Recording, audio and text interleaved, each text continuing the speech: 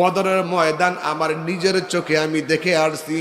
মক্কা থেকে মদিনায় যেতে হলে বদরের প্রান্তর দিয়া যাওয়া লাগে। ওই বদরের প্রান্তর আমার নিজের চোখে আমি দেখে আসছি। বলেন আলহামদুলিল্লাহ। আল্লাহ যেন আপনাদেরকে কবুল করে, সবাই বলেন আমিন। ইমানের পথে অবিচল থেকে, ইমানের পথে অবিচল থেকে আমার মরণ যেন হয়। ইমানের পথে অবিচল থেকে আমার মরণ যেন হয়। তোমারই কাছে মিনতি আমায়, তোমারই কাছে মিনতি আমার, মহামহিম দয়াময়। ইমানের পথে অবিচল থেকে আমার মরণ যেন হয়। ইমানের পথে অবিচল থেকে আমার মরণ যেন হয়। সবাই বলেন আমিন। আমরা যেন ইমান নিয়ে মরতে পারি, সবাই বলেন আমিন। রাসূলুল্লাহ সাল্লাল্লাহু আলাইহি ওয়াসাল্লাম ইসলামের প্রথম যুদ্ধ হলো বদরের যুদ্ধ। বলেন কোন যুদ্ধ? যারা ইমানদার তারা যুদ্ধ করবে আল্লাহর পথে। কার পথে?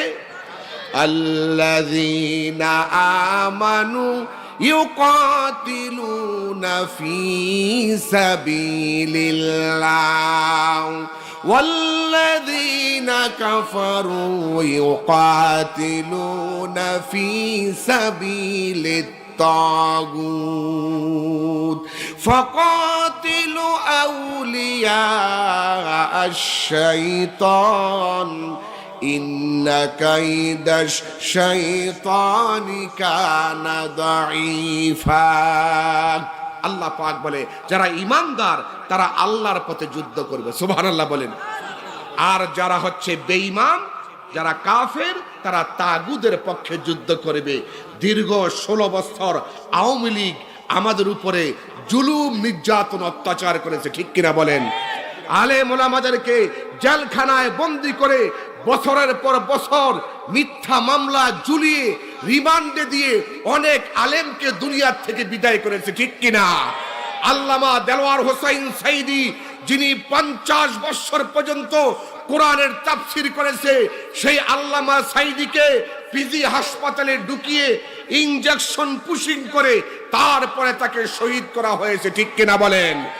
টুডে এন্ড টুমরো বাংলার জমিনে শেখ হাসিনার বিচার হোক, এটা আপনারা কি চান? কারা কারা চান? দুই হাত তুলে আল্লাহকে দেখান। লিল্লাহে তাকবীর। আল কোরআনের আলো, আল হাদিসের আলো। আলহামদুলিল্লাহ, হাত নামান। আমার ভাইরা, আমরা আল্লাহর পক্ষে যুদ্ধ করব। কার পক্ষে? আমরা আল্লাহর পক্ষে ছিলাম, আল্লাহর পক্ষে আছি, আল্লাহর পক্ষে থাকব। বদরের প্রান্তরে রাসূলুল্লাহ 313 জন মুজাহিদ নিয়ে বদরের প্রান্তরে যুদ্ধের ময়দানে হাজির হয়েছে। এটা এমন যুদ্ধ, ভাইয়ের বিরুদ্ধে ভাইয়ের যুদ্ধ, ছেলের বিরুদ্ধে বাবার যুদ্ধ, চাচার বিরুদ্ধে বাতিজার যুদ্ধ, দাদার বিরুদ্ধে নাতির যুদ্ধ, নানার বিরুদ্ধে নাতির যুদ্ধ, ভাইয়ের বিরুদ্ধে ভাইয়ের যুদ্ধ। এমন একটা পরিস্থিতি রাসূলুল্লাহ মনে মনে চিন্তা করলেন যে এই যুদ্ধ কি আমার সাহাবারা মানবে? মুসলমান হলো 313 জন, কাফের হলো 1000। মুসলমান কত?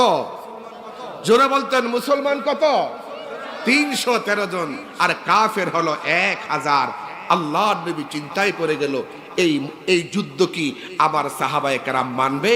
ও ভাইরা, ইমানদার যারা তারা যুদ্ধ করবে আল্লাহর পক্ষে। আল্লাহ পাক বলছেন, وقاتلوا في سبيل الله الذين يقاتلونكم ولا تعتدوا إن الله لا يحب المعتدين।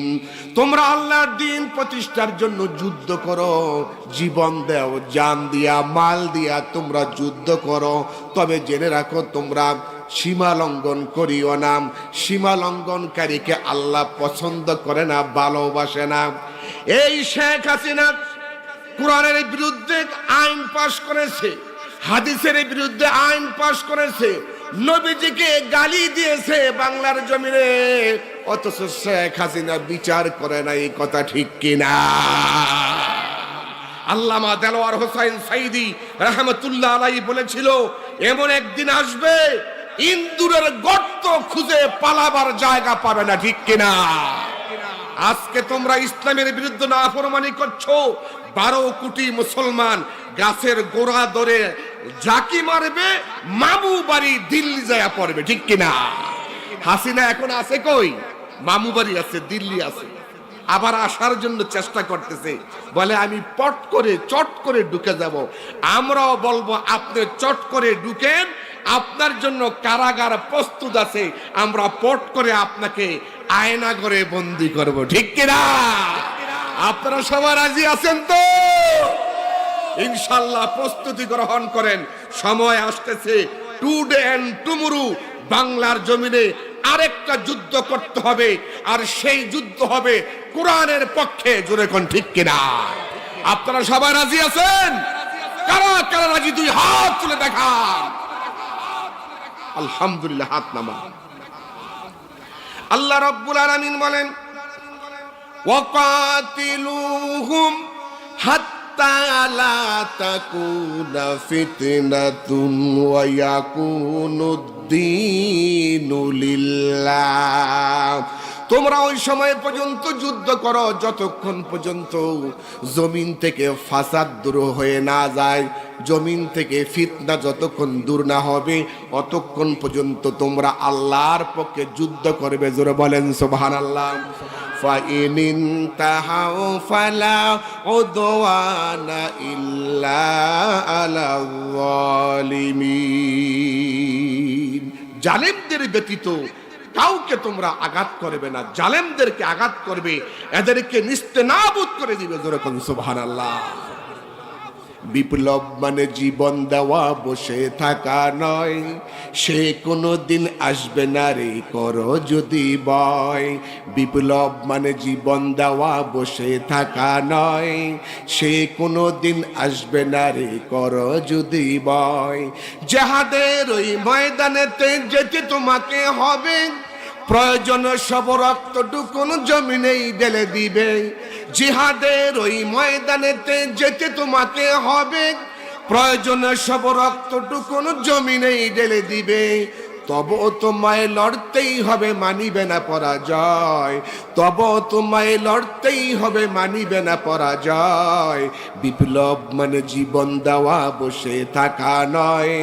সে কোনো দিন আসবে না রে, করো যদি ভয়। বিপ্লব মানে জীবন দেওয়া, বসে থাকা নয়। সে কোনো দিন আসবে না রে, করো যদি ভয়। কোথা থেকে কোন বিন্দেশি শকুন আমার দেশে এসে সেবার নামে বসলো জুড়ে বিন্দেশিদের বেশে। কোথা থেকে কোন বিন্দেশি শকুন আমার দেশে এসে সেবার নামে বসলো জুড়ে মীর জাফরের বেশে। ওদের করতে নাস্তানাবুদ হতে হবে বীর ভাই, ওদের নাস্তানাবুদ করতে হবে বীর ভাই। বিপ্লব মানে জীবন দেওয়া, বসে থাকা নয়। সে কোনো দিন আসবে না রে, করো যদি ভয়। বিপ্লব মানে জীবন দেওয়া, বসে থাকা নয়। সে কোনো দিন আসবে না রে, করো যদি ভয়। যাহাদেরই ময়দানেতে যেতে তোমাকে হবে, প্রয়োজনে সব রক্তটুকুন জমিনেই ঢেলে দিবে। জিহাদের ওই ময়দানেতে যেতে তোমাকে হবে, প্রয়োজনে সব রক্তটুকুন জমিনেই ঢেলে দিবে। তবুও তোমায় লড়তেই হবে, মানিবে না পরাজয়। তবুও তোমায় লড়তেই হবে, মানিবে না পরাজয়। বিপ্লব মানে জীবন দেওয়া, বসে থাকা নয়। সে কোনো দিন আসবে না রে, করো যদি ভয়। ঠিক কিনা?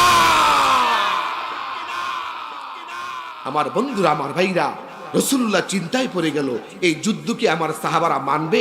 ভাইয়ের বিরুদ্ধে ভাইয়ের যুদ্ধ, ছেলের বিরুদ্ধে বাবার যুদ্ধ, দাদার বিরুদ্ধে নাতির যুদ্ধ, মামার বিরুদ্ধে বাগিনার যুদ্ধ, চাচার বিরুদ্ধে বাতিজার যুদ্ধ। রাসূল চিন্তায় পড়ে গেলেন। মসজিদে নববীর এক কোণায় আল্লাহর নবী বসা আছেন। হযরতে মিকদাদ আল মিশরি, বিখ্যাত সাহাবী, আল্লাহর হাবিবের কাছে গিয়ে দেখতেছে হুজুরের মনটা বেজার। হুজুর, আপনার মনটা বেজার কেন? নবী বলে, ইসলামের প্রথম যুদ্ধ বদরের যুদ্ধ। এই যুদ্ধ ভাইয়ের বিরুদ্ধে ভাইয়ের যুদ্ধ, বাবার বিরুদ্ধে ছেলের যুদ্ধ। এই যুদ্ধ কি আমার সাহাবারা মানবে?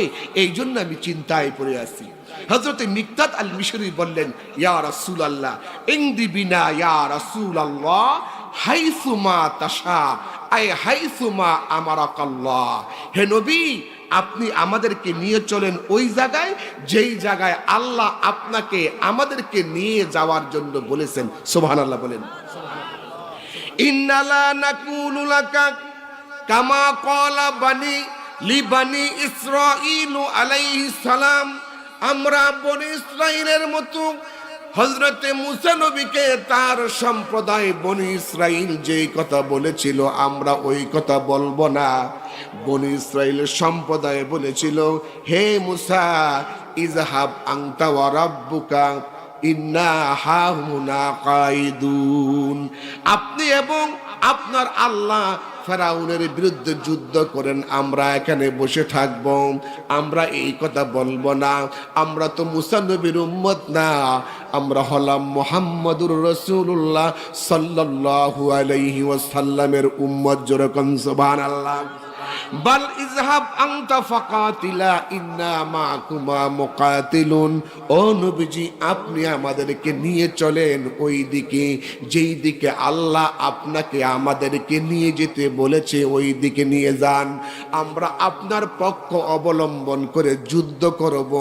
মা দামাত আইনুন বিন্না তাকাররার, যে যতক্ষণ পর্যন্ত আমাদের চোখের পাতা স্তব্ধ না হয়ে যায়, এর মানে হলো যতক্ষণ পর্যন্ত আমাদের দেহের মধ্যে জীবন আছে, প্রাণ আছে, অতক্ষণ পর্যন্ত আমরা আপনার পক্ষে যুদ্ধ করব। জোরে কোন সুবহানাল্লাহ। মা দামাত আইনুন মিন্না তাকাররার, ওই সময় পর্যন্ত আপনার পক্ষ অবলম্বন করে যুদ্ধ করব, যতক্ষণ পর্যন্ত আমাদের চোখের পাতা স্তব্ধ না হয়ে যায়। রাসূলুল্লাহ খুশি হয়ে গেলেন। আল্লাহর নবী হযরতে মিকদাদের কথা শুনে অত্যন্ত খুশি হয়ে গেলেন।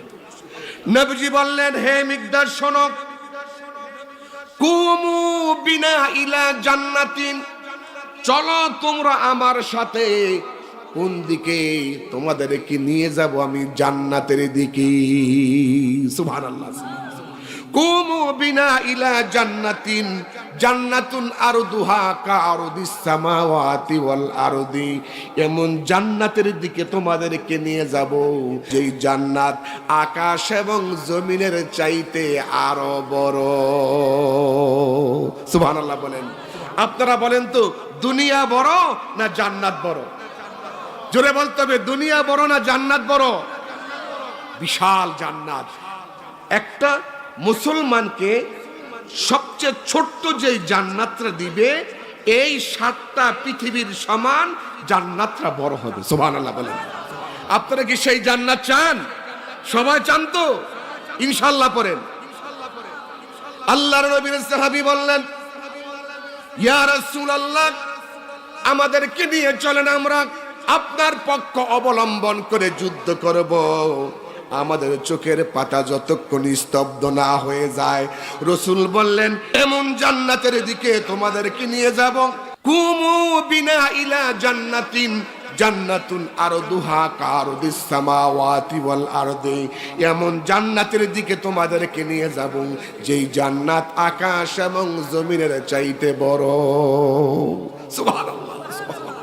ফাকামা উমাইর ইবনুল হামাম ওয়া কানা ইয়াকুলুত তামার। একজন যুবক সাহাবী, নাম হলো তার উমাইর। উনি খেজুর খাচ্ছিলেন, খুরমা খাচ্ছিলেন। দেখবেন বিভিন্ন মাহফিলে যুবকেরা চীনাবাদাম খায়, খায় না? চীনাবাদাম খায়, বুট খায়। তাই হযরত উমাইর ইবনে হামাম একজন 20 বছরের যুবক সাহাবী, উনি খেজুর খাচ্ছিলেন। ফাকালা উমাইর ইবনুল হামাম ওয়া কানা ইয়াকুলুত তামার। হযরত উমাইর রাদিয়াল্লাহু তাআলা আনহু 20 বছরের বড় যুবক, টকবগে যুবক, রসুলের কথা শুনলেন যে আল্লাহর দ্বীন প্রতিষ্ঠার সংগ্রামে জীবন দিলে আল্লাহ পাক এমন জান্নাত দান করবে যেই জান্নাতটা আকাশ এবং জমিনের চাইতে বড়। সুবহানাল্লাহ। আল্লাহি লাউ কুনতু হাইয়ান হাত্তা আকুলাহুন্না ইন্নাহা লাহায়াতুন তাবিলা ফারামা বিহিন্না। হযরত উমাইর রাদিয়াল্লাহু তাআলা আনহু হাতের মধ্যে খেজুর ছিল, খুরমা ছিল। তিনি যখন রসুলের এই কথা শুনল যে আল্লাহর রাস্তায় জীবন দিলে এত বড় বিশাল জান্নাত পাওয়া যাবে, যেই জান্নাত আকাশ এবং জমিনের চাইতে বড়, উনি বললেন বাক বাক। এটা একটা আঞ্চলিক প্রবাদ। এর অর্থ হচ্ছে আয়মা আজামাহু আয়মা আহসানাহু। কি তাজ্জুবপূর্ণ কথা আপনি বললেন। আল্লাহর দ্বীন প্রতিষ্ঠার সংগ্রামে জীবন দিলে এত বড় জান্নাত পাওয়া যাবে, যেই জান্নাত আকাশ এবং জমিনের চাইতে বড়। আল্লাহি, আমি আল্লাহর কসম করে বলছি, লাউ কুনতু হাইয়ান হাত্তা আকুলাহুন্না ইন্নাহা লাহায়াতুন তাবিলা। আমার কাছে যে খেজুর আর খুরমা আছে, এই খেজুর খুরমা যদি আমি অনেকক্ষণ পর্যন্ত খেতে যাই তাহলে তো অনেক সময় লেগে যাবে, আমি তো আল্লাহর জান্নাত পাবো না। হাতের খুরমাগুলো উনি নিক্ষেপ করলেন আর তরবারি নিয়ে ময়দানে যুদ্ধ শুরু করলেন। জোরে কোন সুবহানাল্লাহ। আমার ভাইয়ারা, আমাদের মধ্যে অনেক মুসলমান আছে নবীকে গালি দেয়, কোনো প্রতিবাদ করে না, এরকম মুসলমান আছে কিনা নাই? কোরআনকে অবমাননা করে এমন অনেক মুসলমান আছে, কোনো কথাই বলে না, চুপচাপ বসে থাকে। আল্লাহর নবীর সাহাবী হযরত উমাইর হাতের মধ্যে খেজুর নিয়া, খুরমা নিয়া খেজুর খেতে যাবে, খুরমা খেতে যাবে। যখন শুনল আল্লাহর রাস্তায় জীবন দিলে এমন জান্নাত পাওয়া যাবে যেই জান্নাতরা আকাশ এবং জমিনের চাইতে বড়, হাতের খেজুর খুরমাগুলো ফেলে দিয়া ময়দানে যুদ্ধ শুরু করলেন। যুদ্ধ করতে করতে করতে করতে হযরত উমাইর অনেকগুলা কাফেরকে জাহান্নামে পাঠায় দিয়া নিজে শাহাদত বরণ করলেন, নিজে শহীদ হয়ে গেলেন। যুদ্ধ যখন থেমে গেল, আল্লাহর নবীর একজন সাহাবী হযরত উমাইরের লাশ নবীজির সামনে হাজির করল। লাশটা সামনে হাজির করে নবীকে বললেন, ইয়া রাসূলুল্লাহ, আপনি কি জানেন এটা কার লাশ? এটা কার দেহ মোবারক? এটা কি আপনি জানেন নাকি? নবীজি বলে, এটা কার লাশ, এটা কার দেহ আমি জানতে চাই। সাহাবারা বললেন, ইয়া রাসূলুল্লাহ, আপনার সাহাবী হযরত উমাইর খেজুর খুরমা খেতেছিল, আপনি যখন বললেন দ্বীন প্রতিষ্ঠার সংগ্রামে জীবন দিলে আকাশ এবং জমিনের চাইতে বড় জান্নাত পাওয়া যাবে, হাতের মধ্যে খেজুর খুরমা ছিল, খেজুর খুরমাগুলো ফালিয়া দিয়া যুদ্ধের ময়দানে যুদ্ধ করে জীবন দিয়েছে, এটা হলো সেই উমাইরের লাশ। আল্লাহর নবী বললেন, সাহাবীরা রে, আমার উমাইরের লাশটা আমার কাছে নিয়ে আসুন। সাহাবায়ে কেরাম হযরত উমাইরের লাশটা আল্লাহর হাবিবের কাছে আনলেন। নবীজি নিজ হাতে কবরে শোয়াই দিলেন, আর কবরে শোয়াই দিয়া আল্লাহর হাবিব ডেকে বলেন, ও সাহাবী উমাইর, আমি রাসূল সাক্ষী দিলাম, ইন্নাকা মিন আহলিল জান্নাহ, নিঃসন্দেহে তুমি আল্লাহর জান্নাতের অধিবাসী।